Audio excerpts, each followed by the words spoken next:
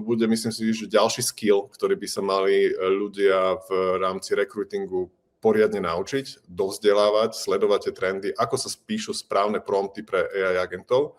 Nie je to keywords, je to semantické vyhľadávanie, čiže asi tebe nemusím hovoriť, ale sú to veci, ktoré ti roztvoria tie nožnice tých kandidátov oveľa viac. Je iné napísať, že hľadám PHP programátora z Prahy, a je iné, keď hľadáš, proste napíšeš ten prompt širší, obšírnejší a hľadaš v tej väčšej množine, ten agent ti dokáže tých ľudí nájsť, osloviť a zjednodušiť ti tú prácu. Po prípade si toho agenta vieš nastaviť tak, aby v prípade, že ti kandidáti prichádzajú, porovnávali, dajme tomu, s tvojim tímom, tých ľudí, ktorí momentálne v svojom tíme, kto ti chýba, koho tam potrebuješ a to je to, čo potrebujú títo ľudia v súčasnej dobe. Naučiť sa kvalitne promptovať a využívať týchto agentov absolútne naplno.